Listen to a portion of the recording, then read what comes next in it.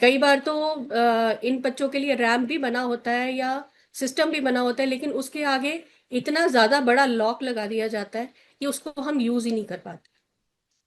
उन चीजों को, उन तालों को कभी खोला ही नहीं जाता, जबकि वो खुले होने चाहिए।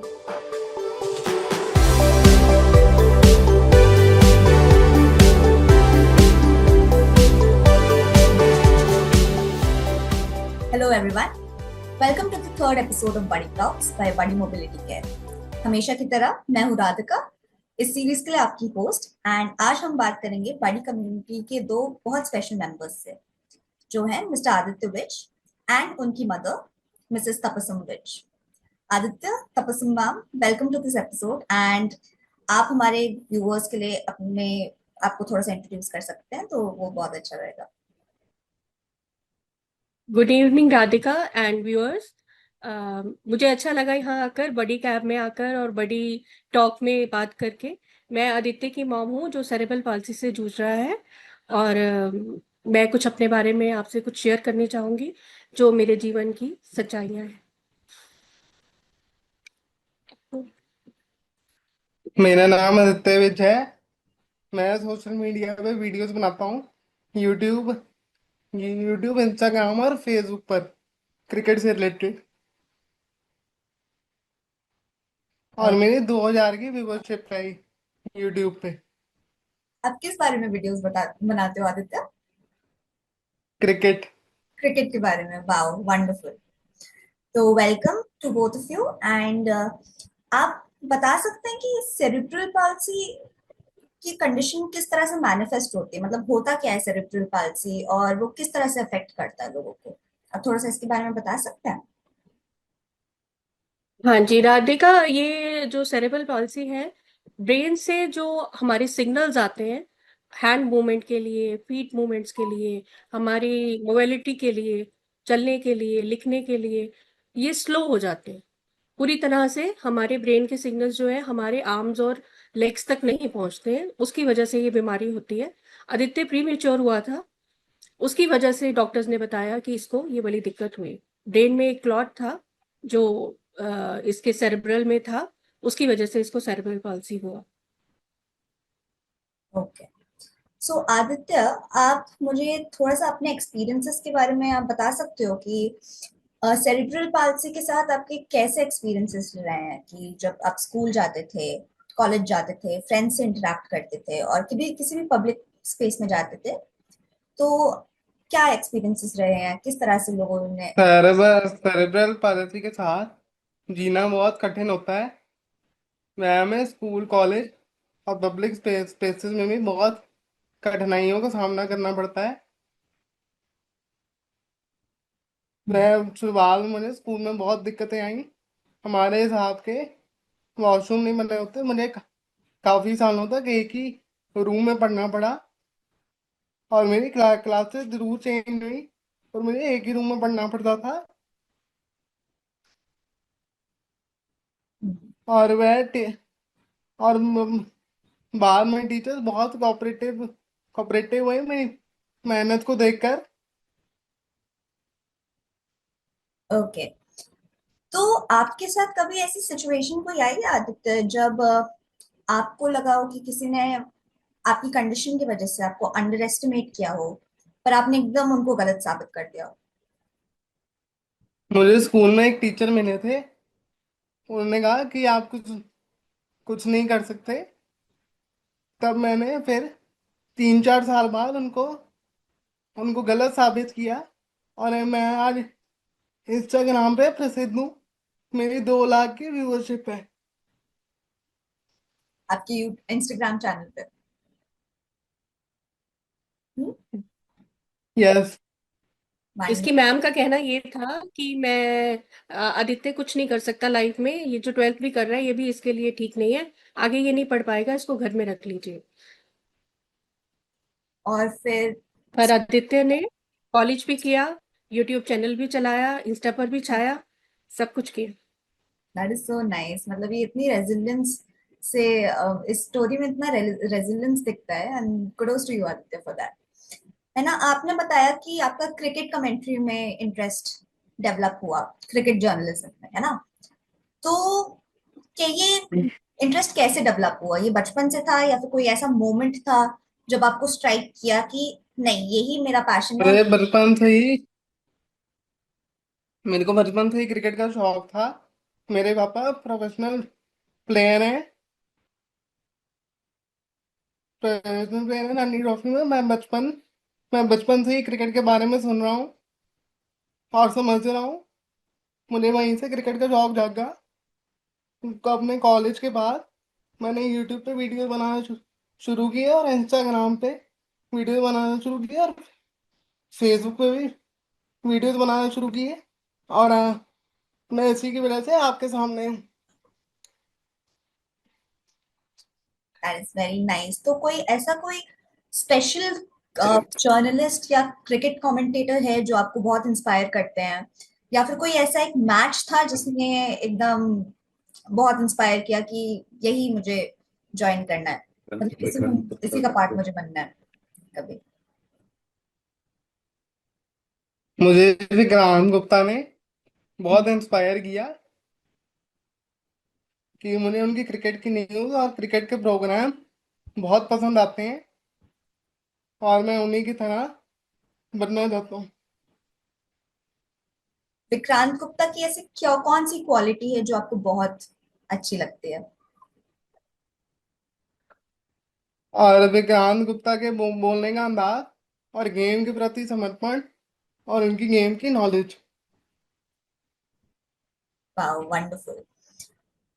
ठीक है, तो आप अभी क्या कर रहे हो? अभी आप वीडियोस बनाते हो, राइट? इंस्टाग्राम पे क्रिकेट जर्नलिज्म की। आपने आप अभी कॉलेज में हो, या फिर अभी आप सिर्फ फुल टाइम कंटेंट क्रिएशन कर रहे हो? कॉलेज मेरा कंप्लीट हो चुका है। हम्म, तो आप अभी फुल टाइम कंटेंट क्रिएशन कर रहे हो?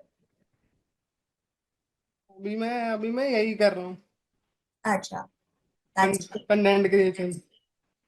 That's great. तो अपने करियर गोल्स और हेल्थ और जो आपकी बाकी सारी कमिटमेंट्स होती हैं दिन में, है ना, आप उसे कैसे बैलेंस करते हो? मतलब उसे किसी एवरेज इंसान के लिए, किसी भी इंसान के लिए करियर गोल्स, हेल्थ, पढ़ाई या जितनी भी कमिटमेंट्स है उनको एक साथ जगल करना काफी चैलेंजिंग हो जाता है कभी कभार। तो आप कैसे उसे बैलेंस करते हो? और अगर जब आप डिमोटिवेट फील करते हो, थोड़ा सा डिमोटिवेटेड फील करते हो आप, तो कुछ ऐसे अपने आपकी कोई हैबिट्स है या कोई कोट है जो आपको इंस्पायर करता है बहुत ज्यादा? जब मैं डीमोटिवेटेड फील करता हूँ तो मैं गाने सुनता हूँ हम्म। और अपने वीडियोस बनाता हूँ। आपका फेवरेट गाना कौन और मैं सा? कर हर मैदान फतेह संजू फिल्म में से। थोड़ा सा बताओ गाने के बारे में। घायल परिंदा है तू, दिखला दे जिंदा है तू, बाकी है तुझ में हौसला। ये गाना। ये गाना मुझे बहुत मोटिवेट करता है। That's very nice. तो और अपने आप को रिफ्रेश करने के लिए, जब आप थक जाते हो तो आप रिफ्रेश करने के लिए क्या करते हो अपने आप को गाने सुनने के अलावा? कोई ऐसा कोट है या फिर कोई ऐसा एक्सपीरियंस है जो आपको बहुत इंस्पायर करता है? मुझे हरिवंश राय बच्चन की पंक्तियां बहुत इंस्पायर करती हैं। जब तक ना सफल हो नींद चैन को त्यागो तुम, संघर्ष का मैदान छोड़कर मत भागो तुम, मैं कुछ किए बिना ही जय जयकार नहीं होती, कोशिश करने वालों की कभी हार नहीं होती। वाह, वंडरफुल। तो अब जो अब मैम, मैं आपसे थोड़ा सा क्वेश्चंस पूछना चाहती हूँ। आई वांट टू अंडरस्टैंड कि as a primary caregiver, Aditya, आप और आदित्य की फैमिली पे अम, के क्या एक्सपीरियंसेस रह चुके हैं सेरेब्रल पाल्सी से डील करने में? और मतलब जैसे आदित्य बड़े हुए थे, तो किस टाइप का सपोर्ट सिस्टम आपके लिए सबसे ज्यादा इम्पोर्टेंट रहा था? तो my first question to you is कि आपको जब पता चला आदित्य की सेरेब्रल पाल्सी के बारे में, आदित्य की कंडीशन के बारे में, तो आप थोड़ा शेयर कर सकते हैं कि आपकी फैमिली में, आपके आसपास के लोगों का क्या रिस्पॉन्स था? सबके लिए बहुत शॉकिंग था। क्योंकि हमने इस बीमारी के बारे में कभी सुना ही नहीं था। हम्म। आ, पता भी नहीं था कि क्या कैसे करना है इसके साथ, क्या क्या हमें दिक्कतें आएंगी फ्यूचर में। थोड़ा सा डॉक्टर ने गाइड किया कि जैसे जैसे ये बड़ा होगा वैसे वैसे आपको इसकी दिक्कतों के बारे में पता लगेगा। और वो हमने देखा भी जब आदित्य ने बहुत देर से नेक कंट्रोल किया अपना, बैठना जब हम सिखाने लगे तो हमें इसके लिए स्पेशल चीजें लानी पड़ी। कोई भी चीज पर सोफे पे ये बैठ नहीं पाता था। जो हमारा आम फर्नीचर था वो इसके लिए यूजफुल नहीं था। इसके लिए हमें सब कुछ अलग ही लेना पड़ता था। बॉडी में बहुत ज्यादा स्टिफनेस थी, बोलने में इसको दिक्कत होती थी, चलने में इसको दिक्कत थी। तो इसकी एक्सरसाइज हर टाइम चलती थी। अ, प्रयास जाता था, ये हमारे यहाँ पर प्रयास है, तो वहां पर इसकी ट्रीटमेंट चलता था सारा टाइम। तो वो लोग देखते थे, लेकिन वो जब इससे बात करते थे तो ये बोलता था, बोलना इसने जल्दी सीख लिया था। और इसकी मेमोरी बहुत अच्छी थी। जो भी इसको बात बताई जाती थी ये उसको याद कर लेता था। तो मुझे लगा कि इसको स्कूल जाना चाहिए, जबकि इसकी कंडीशन ऐसी नहीं थी कि मैं इसको स्कूल भेजूं। बट लगा मुझे, जब मैंने देखा कि इसको सब कुछ याद हो जाता है और ये सब कुछ ग्रास्प कर लेता है जल्दी से, तो फिर मैंने इसका स्कूल की तरफ कदम बढ़ाया। उसमें भी मुझे कई कठिनाइयां आई कि पहले जो स्पेशल स्कूल्स थे, मैं पहले वहां गई आदित्य के एडमिशन के लिए, लेकिन उन्होंने एडमिशन नहीं लिया उसका, आदित्य का। उन्होंने कहा क्योंकि इसका ब्रेन ठीक है, यहाँ पे ब्रेन से रिलेटेड बच्चे आते हैं जो ब्रेन जिनका ठीक नहीं होता, जब आदित्य उनके साथ रहेगा तो हो सकता है ये ज्यादा प्रॉब्लम में आ जाए, तो आप इसको नॉर्मल स्कूल में डालिए। मैं नॉर्मल स्कूल गई तो नॉर्मल स्कूल वालों ने भी मना किया कि नहीं मैम, हम यहाँ पे इसको नहीं रख सकते, क्योंकि यहाँ पर सब ठीक बच्चे आते हैं, उनके साथ आदित्य एडजस्ट नहीं कर पाएगा। तो मैं परेशान हुई, फिर मैंने प्रिंसिपल सर से बात की कि कहीं तो मेरा बच्चा पढ़ेगा, स्पेशल स्कूल भी नहीं है, नॉर्मल स्कूल भी नहीं है, तो कहाँ जाएगा बच्चा। फिर उन्होंने मेरी रिक्वेस्ट से आदित्य को लिया स्कूल में, और आदित्य स्कूल जाने लगा। पर उसमें फिर भी दिक्कतें आई, क्योंकि कुछ पेरेंट्स की कंप्लेंट्स थी कि हम अपने बच्चे के साथ इसको एडजस्ट नहीं करवाना चाहते, या उसी रूम में नहीं रखना चाहते, कि इसको ज़्यादा दिक्कतें आती है। शुरू शुरू में हमसे फीस भी डबल ली गई स्कूल में, कि क्योंकि इसको एक्स्ट्रा केयर की ज़रूरत है, तो हमें इसके लिए एक्स्ट्रा केयर टेकर चाहिए। बट जब इसको प्रॉब्लम आती थी तो मुझे ही कॉल करके बुलाया जाता था। तो दिक्कतें तो थी उस टाइम पर। तो जैसे ही आदित्य बड़े हुए और स्कूल सिस्टम से बेटर एडजस्ट करने लगे, तो क्या धीरे धीरे करके ये परेशानियां, जो चैलेंजेस थे आपके, वो कम होते गए ओवर द इयर्स, या फिर उनमें कुछ कम ही बदलाव आया? नहीं, ऐसा नहीं मैं कह सकती कि कुछ भी कम हुआ, क्योंकि आदित्य ने 10th तक एक स्कूल में पढ़ा। जब हम्म। उसका स्कूल चेंज होता था, उसका एनवायरनमेंट चेंज होता था, उसको दोबारा एडजस्ट करना पड़ता था, हम्म। स्कूल को भी इसके हिसाब से और आदित्य को भी स्कूल के हिसाब से। हम्म। सब नया एनवायरनमेंट होता था, नए लोग होते थे, उनको फिर हमें समझाना पड़ता था कि इसको ये वाली प्रॉब्लम है, हमें ये चीजें चाहिए इसके साथ।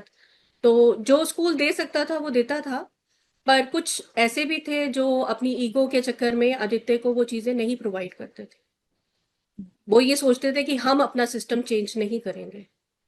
अब जब हम सार्वजनिक स्थलों पे जाते हैं या स्कूल में जाते हैं, पब्लिक प्लेसेस में जाते हैं, वहां आम लोग ज्यादा आते हैं, वो सब कुछ अपने हिसाब से चाहते हैं।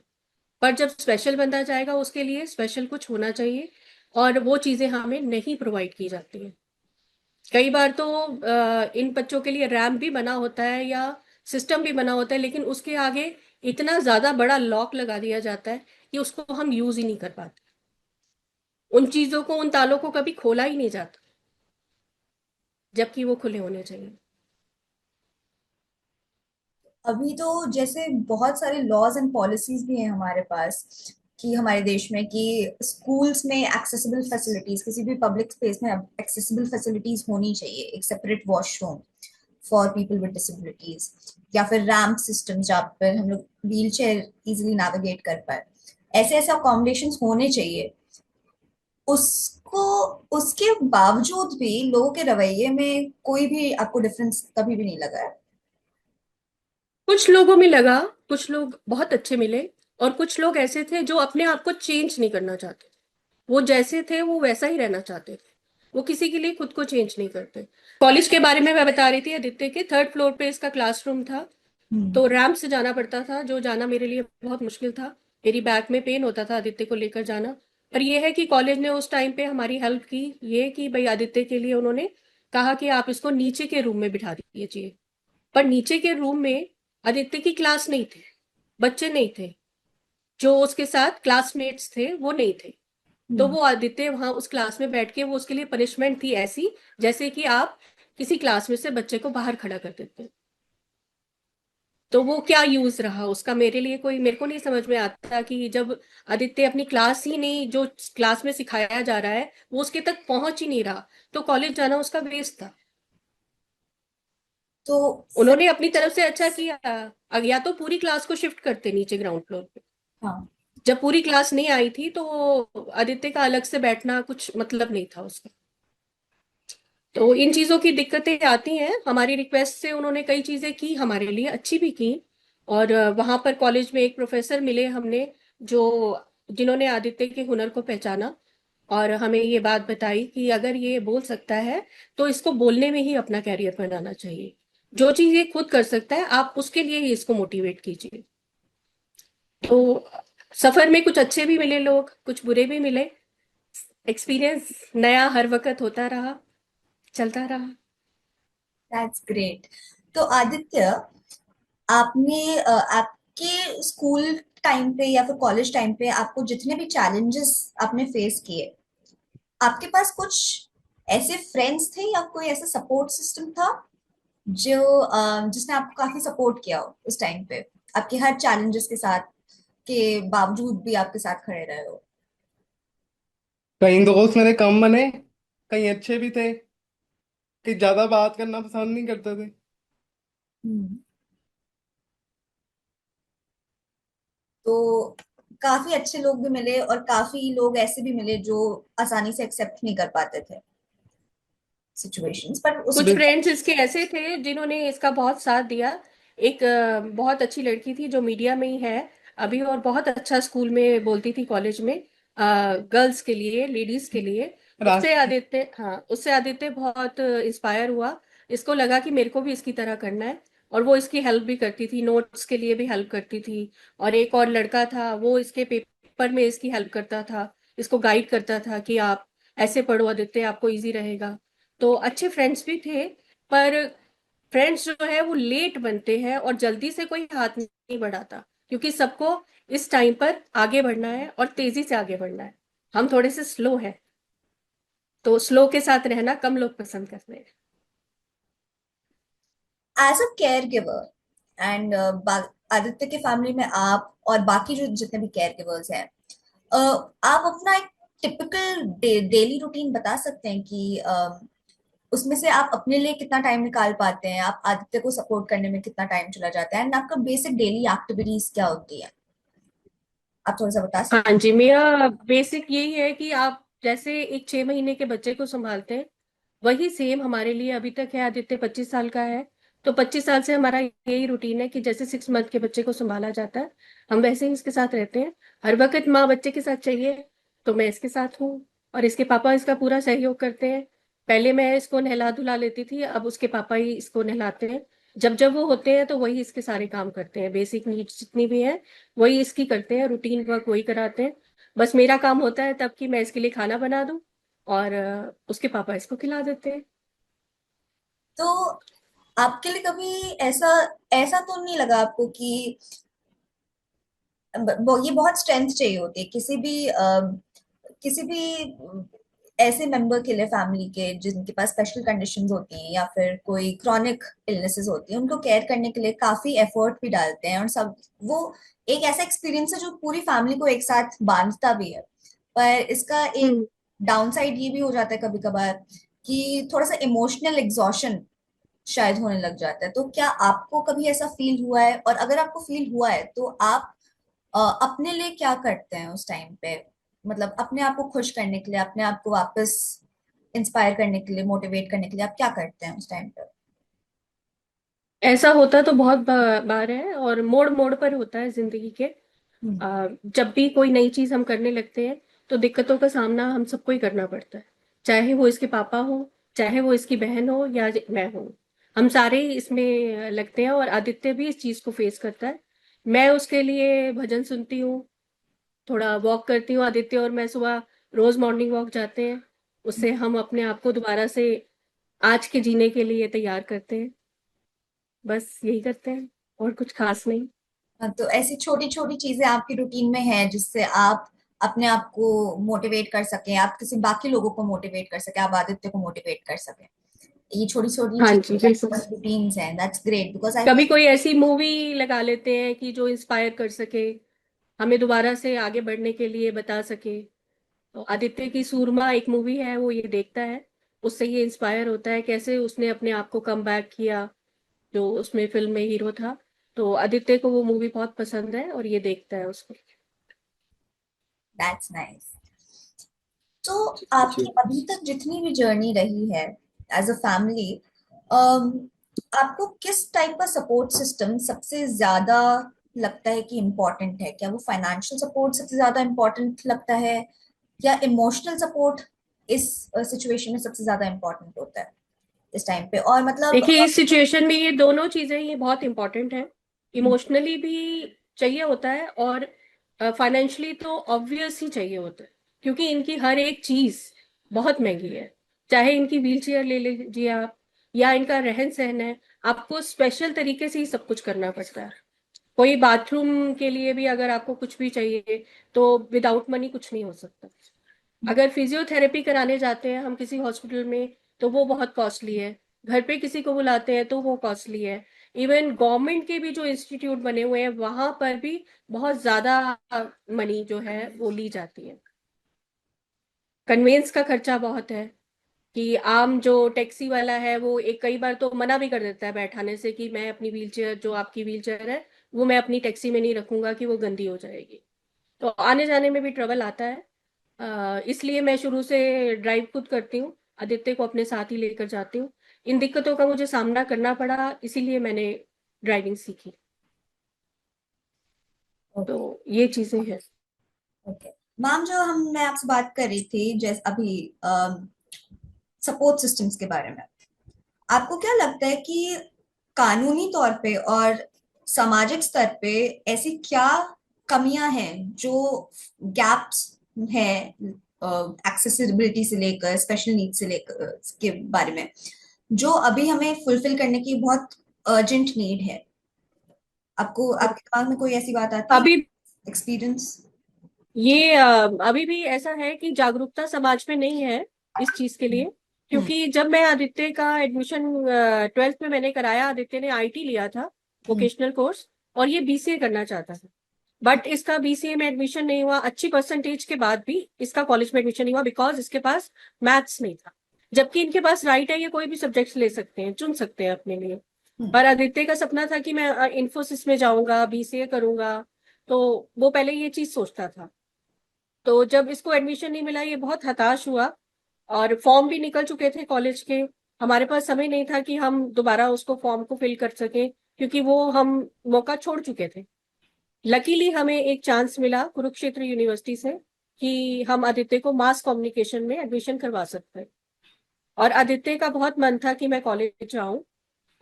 ये रेगुलर कॉलेज करना चाहता था, इसको शौक नहीं था कि मैं कॉरेस्पॉन्डेंस करूंगा। ये कहता है मेरे को तो कॉलेज देखना है और मेरे को कॉलेज की लाइफ देखनी है। तो हमने ट्राई किया, मास कम्युनिकेशन इसको दिलवाया। वहां जाकर भी हमें बहुत सी दिक्कतों का सामना करना पड़ा, कि जो भी हम इसके पेपर्स इससे रिलेटेड देते थे वो बार बार घुमा देते थे। हर बार कहते थे हमारे लिए वो पेपर्स लेकर आओ। मेडिकल कंडीशंस जो भी इसकी हैं, वो भी हमने सॉर्ट आउट की। फिर जब भी इसका पेपर होता था, तो वो कहते थे आप पहले बच्चे को कुरुक्षेत्र यूनिवर्सिटी लेकर आओ, क्योंकि हमें इसके साइन की जरूरत पड़ेगी। उस समय पर भी मैंने प्रिंसिपल मैम से रिक्वेस्ट किया, मैम की जो एक बार वीडियो कॉल या फोन कॉल पे हो सकती है, उसके लिए जब आपको पता है आपके कॉलेज में ऐसा बच्चा है जो चल फिर भी नहीं सकता, और खाना भी खुद नहीं खा सकता, आप खुद सोचिए कि वो यूनिवर्सिटी तक कैसे जाएगा। उसकी हेल्थ कंडीशन ऐसी नहीं है कि वो हर बार पेपर से पहले कुरुक्षेत्र यूनिवर्सिटी जाए। बट उसके लिए भी कोई सोल्यूशन नहीं निकला, बार बार यूनिवर्सिटी बुलाती रही, जब भी पेपर होता था हमें वहां यूनिवर्सिटी जाना पड़ता था आदित्य को लेकर। और रास्ते में बड़ी कठिनाइयों का सामना करना पड़ता था, क्योंकि अगर आदित्य को वॉशरूम आए तो हम उसको वॉशरूम नहीं लेकर जा सकते थे। रास्ते में कोई ऐसा जगह नहीं होती जहां पर आदित्य के हिसाब से वॉशरूम बने हुए हो। तो ये दिक्कतों का हमें सामना करना पड़ा, ये जर्नी रही उस टाइम पर।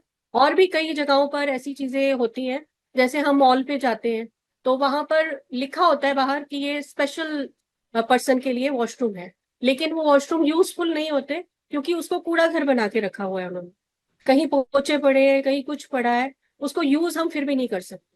और अगर मैं कभी आदित्य के साथ अकेला अकेले जाऊं, जैसे मदर और बेटा कभी सोचे कि आज हम मॉल में घूम कर आते हैं, तो वो हमारे लिए पॉसिबल नहीं है, क्योंकि ना मैं इसको लेडीज वॉशरूम में लेके जा सकती हूँ और ना जेंट्स। तो आदित्य को वॉशरूम अगर आए तो मैं कैसे लेकर जाऊं? आज भी यही कंडीशन है सोसाइटी की। तो चेंज होकर भी कुछ चेंज नहीं हुआ, वो सिर्फ पेपर्स में चेंज हुआ, या सिर्फ दीवार पे लगा दिया गया कि ये स्पेशल पर्सन के लिए है, पर उसका यूज कोई भी नहीं है। वहां पर बड़े बड़े ताले लगे हैं, उसको कोई यूज नहीं कर सकता। एक मैकडोनल्ड का किस्सा है, वहां पर भी ऐसा ही हुआ कि वहां पर जो रैंप वाला एरिया था उसको लॉक करके रखा हुआ था। जब हम आदित्य को लेकर गए, वहां हम स्टेयर्स के पास खड़े थे, तो जो हेल्पर था वो बाहर आया, वो कहता है मैम मैं आपकी हेल्प करता हूँ, इसकी चेयर ऊपर करता हूँ। हमने कहा हमें आप वो एक्सेस दिखाओ जहां से आदित्य अपने आप जा सकते, हम सीढ़ियों से क्यों लेकर जाए? जब गवर्नमेंट ने ये चीजें बनाई है, मैकडी ने ये चीजें बनाई है, तो रैंप से हम क्यों नहीं जा सकते? तो वो बड़े बहाने उन्होंने मारे कि भाई नहीं जी, वहां पर बहुत सामान पड़ा है, हम वो लॉक नहीं खोल सकते हैं। फिर आदित्य के पापा ने कोशिश की, उसको मनाया, कहा कि नहीं वो जगह आप खोलिए, आदित्य अपने आप जाएगा, वो अपने आप जा सकता है अपनी जगह से, अगर उसके लिए रास्ता सही बना हो। फिर उन्होंने हमारी रिक्वेस्ट से वो खोला, और फिर हम लोग मैकडी में गए। तो उन चीजों को बंद क्यों कर रखा है जो चीजें हमारे लिए बनी हुई हैं? अगर गवर्नमेंट ने पैसा लगाया भी है, तो उसको यूज करने के लिए हमें एक चीज होनी चाहिए ना, कि हम उसको यूज कर सकते हैं। तो उसको मतलब खुला रखना चाहिए। जब आम लोगों के लिए रास्ते खुले हैं, तो इनके लिए क्यों नहीं खुले हैं? वो चीज होकर भी नहीं है तो एक ये तरह से। चीजें हैं। तो हाँ। हाँ, कानून बने हैं लेकिन वो लागू कहीं नहीं होते। अगर बस आपने फ्री दी है, तो क्या वो बस ये यूज कर सकते हैं? वहां पर भी स्टेप्स है, इतने ऊंचे ऊंचे स्टेप्स हैं जहां पर आम आदमी भी नहीं चढ़ सकता। अगर मैं भी सोचूं कि मैं बस में जाऊंगी, इतना ऊंचा स्टेप है उसका कि मैं भी नहीं चढ़ सकती उस पर। तो आदित्य को मैं कैसे सोच सकती हूँ कि मैं चेयर के साथ वहां लेकर जा सकती हूँ? ट्रेन में आपने सफर फ्री किया है ऐसे बच्चों के लिए, बट ट्रेन में भी वही बात है कि स्टेप्स बने हैं। हम्म। कैसे व्हील चेयर एक अंदर जा सकती है ट्रेन के? तो बिना अपनी कन्वेंस के हम कहीं पर भी जाना हमारे लिए पॉसिबल नहीं है। और कैब भी अगर हम लेते हैं, तो उसमें भी एक रिस्ट्रिक्शन सी होती है। वो लोग झिझकते हैं जब ऐसे पेशेंट को देखते हैं कि हमें ऐसे पेशेंट को लेकर जाना पड़ेगा। मैं थैंकफुल हूँ बॉडी कैब की, कि उन्होंने ऐसी कैब बनाई, सरताज बहन की, जिन्होंने हमारी सिचुएशन को समझा और कैब का निर्माण किया, जिससे ऐसे बच्चे अपनी मर्जी से अपने आप सफर कर सकते हैं और खुशी से अपने जीवन को जी सकते हैं। तो एज हम as we are moving towards the conclusion of our episode, कुछ क्वेश्चंस हैं जो मैं आप दोनों से पूछना चाहती हूँ, है ना। हाँ आ, जी। आपके एक्सपीरियंस में, जैसे हम लोगों ने अभी बात की सामाजिक तौर पे एंड कानूनी तौर पे जो चेंजेस आने चाहिए, बट लोगों के रवैये में क्या चेंज आना चाहिए, और किस तरह से वो अवेयरनेस, किस तरह से वो जागरूकता बढ़नी चाहिए लोगों में, कि तो स्पेशल नीड्स वाले लोगों के साथ, किसके साथ कोई। सामाजिक सामाजिक दौर पे बहुत चेंज आने चाहिए, कि जो लोग हैं अपनी भाग दौड़ में बिजी हैं, वह 10 मिनट हमसे बात कर कर, और और हमारे साथ हंसे खेलें, हमें इतना ही चाहिए। और हमें गवर्नमेंट की तरफ से वो फैसिलिटीज मिलनी चाहिए जो हम खुद कर सकते हैं। मैं भी समाज से यही चाहूंगी, अपने नेबर से, अपने दोस्तों से, जो मेरे आसपास लोग रहते हैं उनसे यही, कि बस 10 मिनट आदित्य को दो, इग्नोर मत करो। उन सबका साथ ही हमें आगे लेकर जा सकता है। That's great. एक और चीज राधिका इसमें मैं ऐड करना चाहूंगी, हम्म। एक और चीज ऐड करना चाहूंगी कि मैं समाज से ये चाहती हूँ और गवर्नमेंट से ये चाहती हूँ कि इनके लिए कुछ ऐसी सीट्स हो ऐसी जगह पर इनको बिठाया जाए जो इन्हीं से जुड़ी है। कुछ ऑफिसेज ऐसे हैं जो इन लोगों के लिए ही हैं। अगर उन पर उन सीट्स पे यही बैठेंगे तो उन सिचुएशंस को ये ज्यादा अच्छे से समझ सकते हैं और ज्यादा अच्छे से हैंडल कर सकते हैं, क्योंकि ये जो जिंदगी जी रहे हैं अपने जैसे लोगों को ये कुछ ज्यादा ही समझ सकते हैं। एक आम इंसान के लिए ऐसा समझना, इनके बारे में सब कुछ जानना थोड़ा सा मुश्किल होता है। ये उन लोगों को ज्यादा अच्छे से समझ सकते हैं। तो कम से कम जो इनके लिए स्पेशल चीजें बनी हैं, जो स्पेशल ऑफिस बने हैं, उनके लिए काउंसलर्स हैं, उनकी सीट्स पर भी इनको बिठाना चाहिए। ये उनकी काउंसलिंग मेरे को लगता है कि एक आम इंसान से ज्यादा अच्छे से कर सकते हैं, क्योंकि ये उन तकलीफों से जूझते हैं, सीखते हैं। हम्म, बहुत जाहिर सी बात है कि जो अगर आप गवर्नमेंट ऑफिस में इनको आप नहीं दे सकते, पब्लिक डीलिंग आप इनको नहीं दे सकते, क्योंकि वहां पर काम ऐसा होता है कि आपको हर वक्त इंटरेक्ट करना है। लेकिन अगर आपको स्पेशल लोगों से इंटरेक्ट करना है, वहां ये बैठ सके, जब ये ग्रेजुएशन कर चुके हैं तो हर लोग से बात कर सकते हैं। तो इनको भी ऐसी सीट्स मिले जहां पर ये अपना अच्छे से काम कर सकते हैं और उन चीजों को हमसे ज्यादा जानते हैं। हम ये नहीं सोच सकते कि इनको जानकारी कम है। जो इन्होंने जिंदगी जी है उसका एक्सपीरियंस इन्हीं के पास है, वो हमारे पास नहीं है। एक आम आदमी इनकी तकलीफों को उतनी जल्दी से नहीं समझ सकता जितना ये लोग समझ सकते हैं। एक बहुत अच्छी चीज मैंने यहाँ पर देखी। एक पंचकुला में हॉस्पिटल है, गवर्नमेंट का ही, जो हड्डियों का ही हॉस्पिटल है। मैंने वहां देखा सारे वर्कर्स ऐसे ही काम कर रहे हैं। जो मशीन पर बैठा है, जो इनके लिए शूज बना रहा है, वो भी एक स्पेशल पर्सन है। जो इनके लिए स्लिप्स काट रही है, वो भी एक स्पेशल पर्सन है, जिनके हाथ हाथ में प्रॉब्लम है। तो ऐसी चीजें क्रिएट करते रहना चाहिए, जहां ये लोग जाते हैं वहां पर इन्हीं को काम दिया जाए। हो सकता है कि जो फास्ट लोग हैं उनके साथ ये उतना ना मैचअप कर पाए, और वो लोग भी थोड़ा सा ऑड फील करते हैं कि हमें कुछ स्पेशल करना पड़ेगा। तो ऐसी जगह पर ही इनको भेज दो, वहीं पे ऐसी जॉब दे दो जहां स्पेशल ही हो सब। ये सब भी आपस में एक दूसरे की हेल्प करेंगे। ऐसा ग्राउंड भी इनको दिया जा सकता है। और कुछ कोर्सेज ऐसे होने चाहिए, जैसे मेरा बेटा है वो मीडिया में जाना चाहता है, तो मीडिया के भी कोर्सेज कुछ ऐसे होने चाहिए जो इनसे रिलेटेड हो, जहां ये लोग चीजें सीख सके। इनके हिसाब से कुछ चीजें ऐसी हो जहां पर इनको सिखाया जा सके, कैसे व्हील चेयर पे कैमरा पकड़ना है, कैसे कैप्चर करना है, ये चीजें वहां पर सिखाई जाए थोड़ी सी इनको। Okay, Aditya, anything to add?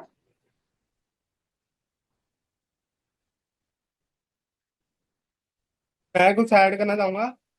और जो हमारी प्रॉब्लम है, हम अवेयरनेस प्रोग्राम, थोड़े अवेयरनेस प्रोग्राम भी चलाने चाहिए। Awareness programmes, okay. किस तरह से अवेयरनेस प्रोग्राम्स चलाने चाहिए?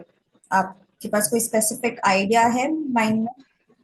कई लोगों के लिए कैसे हमारे से डील करना है पब्लिक को। कि हमें पब्लिक डीलिंग कैसे करनी है, ये सब।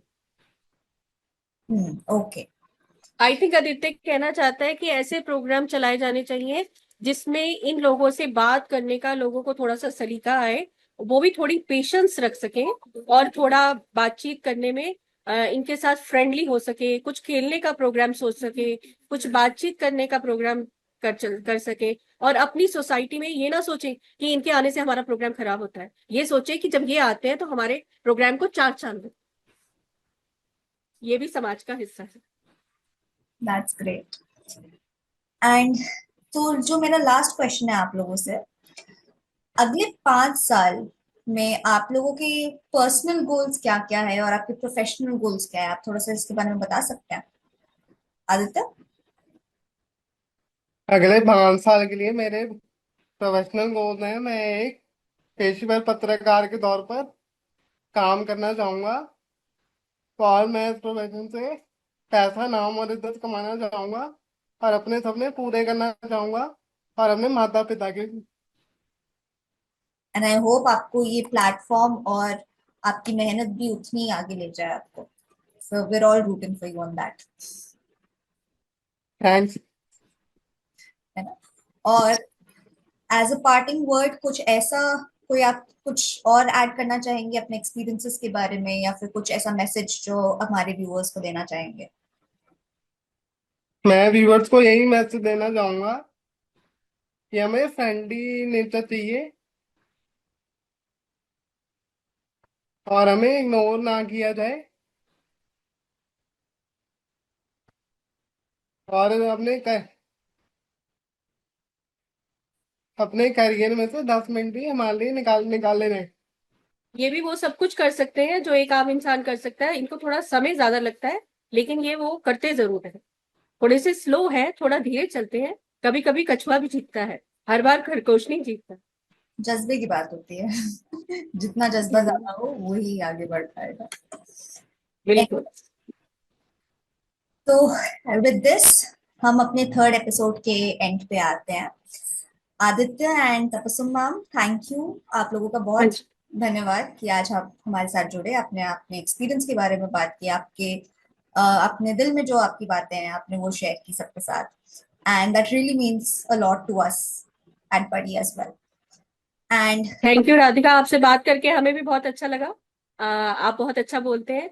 और मैं एक बार फिर से सरताज मैम का थैंक यू करना चाहूंगी, बॉडी कैप का और बॉडी टॉक का, कि उन्होंने हमें इतना समझा कि हम प्लेटफॉर्म पे आकर दुनिया को अपने बारे में बता सकें और लोग हमें जान सकें। छुपे हुए लोगों को आगे लाना, ये सरताज मैम ही कर सकती है। Thanks to Sartaj ma'am. Thank you for our viewers. अगर आपको ये एपिसोड अच्छा लगा तो please let us know by liking, commenting, sharing और and subscribing to our YouTube channel. And आप हमारे बाकी सोशल मीडिया चैनल्स से भी जुड़ सकते हैं जो नीचे डिस्क्रिप्शन बॉक्स में जिनका हमने लिंक दे रखा है। Have a great day and thank you all for joining us today. Thank you, ma'am. Thank you, Aditya.